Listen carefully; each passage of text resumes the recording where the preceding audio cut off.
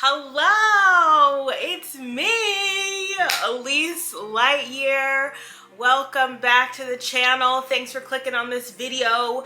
Today I am answering the question that I am constantly asked, especially now that I live in Chengdu and I'm meeting a lot of new people and I'm introducing myself a lot. Everyone wants to know, why did you move to China? And usually my response is, well, it's a long story, but I'll give you the short version. If you want to know the whole thing, you can go to my YouTube channel and watch my video about it. And then I go to my YouTube channel and there is no video about why I've moved to China. That's what this video is. Today is the video why I, Aleese Lightyear, moved to China, why I've stayed in China, and why I am staying in China. So let's get into it.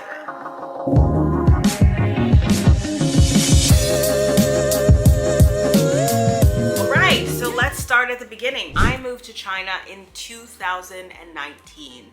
That was 5 long years ago. Before I moved to China, I had never lived abroad before. So picture this, it's 2018.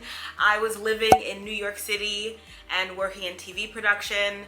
That was my career straight from college. I worked in the reality television industry for quite a long time. From the very beginning all the way to the very end, I was working 60, 70, 80-hour weeks, and it was stressful. It was a lot of work with very little reward. It is a tough, unregulated industry where I found it increasingly harder to see a future for myself. Living and working in New York City is amazing. Those were definitely some of the best years of my life. I wish I had a YouTube channel back then. I think more and more I could just feel myself getting really burnt out. I had really low motivation. I had almost no work-life balance. I was exhausted all the time. I was stressed out all of the time. My apartment had gotten broken into. I just felt so lost in the world, and I knew that I didn't want to continue the lifestyle that I was leading, and I wanted to change it. I didn't know how to change it. I didn't know what I wanted to do, but I loved traveling. I was working really hard all of the time. Almost all of my travel was exclusively with work. We would have 1 to 2 days off, and that's when I came alive. And that's when I was inspired to figure out how I could travel and make money. What? Hello from Aleese of the future. Here to let you know that my China group trip is still available for you guys to sign up. If you have no idea what I'm talking about, here's a quick rundown. In August 2024, this year, I am hosting a group trip to Beijing and Xi'an, China. And on this trip, we are doing all of the things. You are going to get the full Aleese Lightyear in China experience. I'm taking you to the Great Wall, to Tiananmen Square. We're going to a dumpling making class with a local family. We're gonna go on a delicious food tour in Beijing where you're gonna be able to try cuisine from all over the country. We're gonna dress up in traditional Chinese outfits. We're gonna have impeccable photo shoots. We're gonna hop on the high-speed train to Xi'an, where we will go to see the Terracotta Warriors and lots of other iconic spots in Xi'an. So a few quick things about the trip. It is 8 days long, August 19th until the 26th. That is this summer, y'all. Aside from me hosting the trip, we will also have a local bilingual professional guide who will be with us all day, every day. There's a big company behind me helping me pull this off called Trova Trip, and they will help you with all of the booking for your trip. If you have questions, concerns, or need help with visa stuff, Trova Trip has got your back with their third-party companies that help them. I know you want to know about the price. There is only one early bird spot left at the price tag of $1,700. If you snag it, you will save you $200. So after that early bird spot is gone, then the price goes up to $1,900. If you want to join me on a trip of a lifetime to my second home here in China, then hit the link in the description below to see the itinerary, to look at the Q&A, to read all of the information, and to book, because that's what you need to do. If you have any questions, concerns, anything, you can write them in the comments below. You can hit me up on Instagram at Aleese Lightyear. I am available. Okay, back to the video. And you know what happens when you Google those two things? Teaching English comes up. Yeah, I didn't know what it meant to be a teacher. And now, looking back, I'm like, did I make a good decision? Well, whatever. We'll talk about that later. I didn't know anything about teaching, but I knew that I was bitten by the travel bug, and I was tired of being broke and overworked in New York City and feeling like I was never gonna amount to anything except for just a more stressed and wrinkly woman, single woman. I'm the type of person, it takes me a really long time to make a decision. And this decision took about 7 months to marinate and for me to actually act upon it. But once I did, I quit my job, I moved out of my apartment, I shipped everything back to my hometown in Michigan, I moved back home, and I got my TEFL certificate. I got my certificate from the International TEFL Academy, which is linked in the bio below, a really incredible certified program. So from the initial time that I decided that I wanted to switch careers, I had my heart set on South America.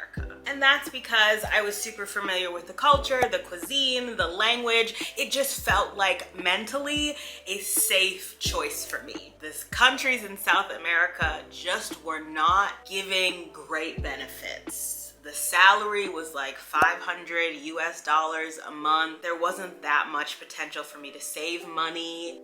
So then I sadly had to say goodbye to South America. So I got back on the Googler and was like, where can I make the most money teaching abroad? Number one answer, China. Or maybe it was South Korea, I don't know. But I chose China because I wanted to make money and I wanted to have a good life. And you know, a lot of people will assume that like my friends and my family had some negative reaction to me telling them that I wanted to move to China. Honestly, my family's biggest concern was like how far away China was and that they didn't want me to marry a Chinese guy. I mean, I'm just being real with it. I mean, at this point, I think my family's like, just marry anyone, we don't care who they are, but back then they was like, Anyway, China it was. I knew absolutely nothing about anything that had to do with China. I mean, in 2018, the things I knew about China were like Jackie Chan, dragons, egg rolls, communism. That's probably about it. That is really all I knew about China. So I had to get back on the Googler and do my little research, and then I started freaking out. I was like, yo, according to the internet, they ain't got no tampons in China. People poop on the subway in China. There's no cheese in China. They're racist in China. Until my mom gave me the best idea in the world, which was, you need to talk to a Chinese person. And I was like, oh, you mean everything on the internet isn't true? You mean this vlog from 1995 about some old white lady's journey in Beijing isn't 100% accurate today? What? So I took my mom's advice and found a Chinese person to talk to. But not just any Chinese person. I didn't just go out into the town square and yell, "Hello, ni hao, is there a Zhongguoren, a Chinese person who would like to talk to my black face?" No, that's not what I did.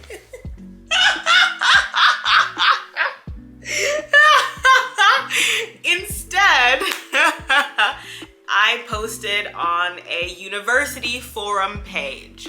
I just was like, hey, I'm an American looking to move to China to teach English. I would really love to meet and chat with any student from China who maybe is struggling with their English ability, and maybe we can have some like culture and language exchange. And that is how I met my very lovely friend Hugh Dong Bruce. I met on a regular basis to have coffee with, and we became really good friends. And he told me China from his perspective. That blew my mind, and it sealed the deal. If you want to know more about me and Bruce's friendship, then you can click the little box up here, because I made a whole video about me and Bruce. But yeah, Bruce was the catalyst of getting me here. He really answered the tough questions, told me all of the stories, was completely open and honest, and made me feel safe and made me feel like I could handle it.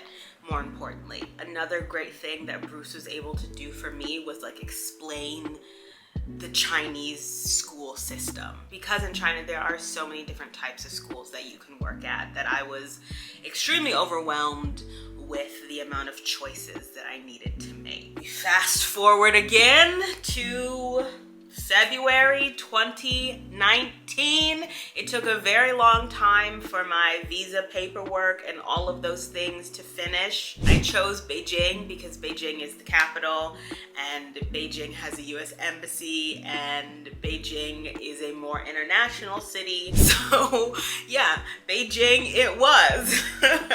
So the job that actually got me from the US to China was my very first job, called Wall Street English. It was a Chinese training center where I taught students 18 and up. Training centers in China have a very complicated reputation, but at that time in 2018, Wall Street English was a really successful training center.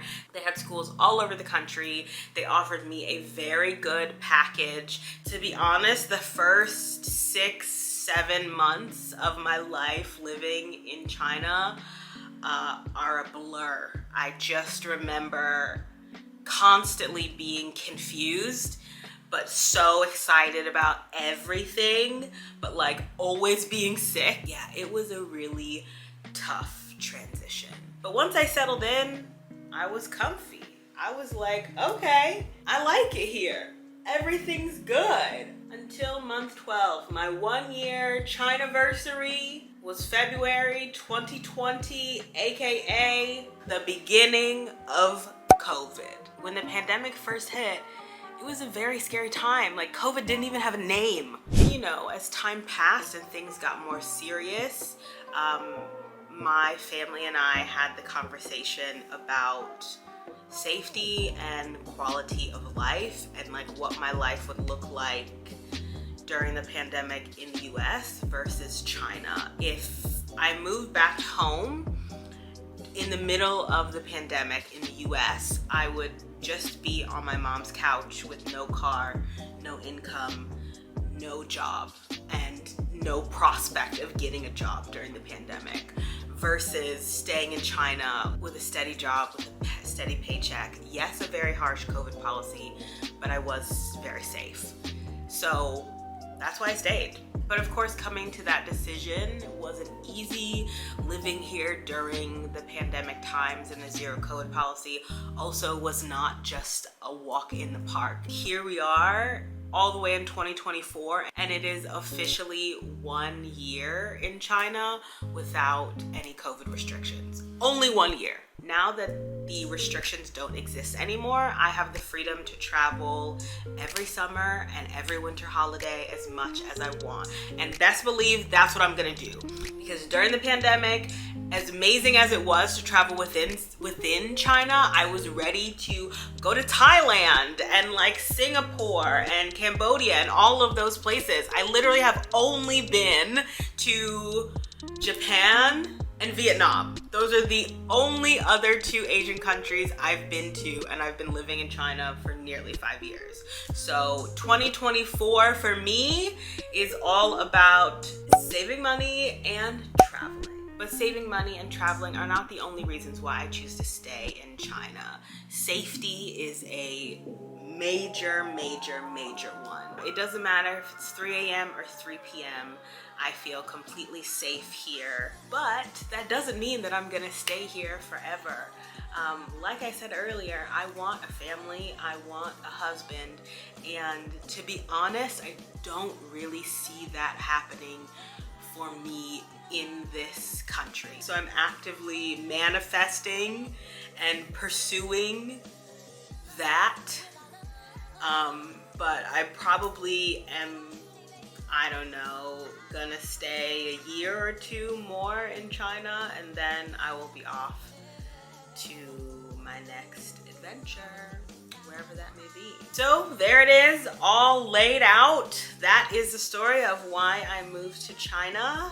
Maybe someone watching is considering moving abroad, and if you are, I hope this video helped you in some way. I just want to remind you guys that I am a regular girl from Michigan who had a whole life and career before I moved here. I am 35, going on 36 very soon. Although I look very youthful, my knees and lower back remind me that I am indeed not.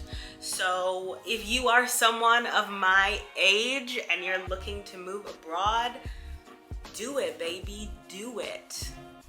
All right, you guys, I am off for now, but in the near future, I will be making a lot more videos like this, just explaining things to you guys, because why not? That's what people do on their YouTube channel. It's my channel.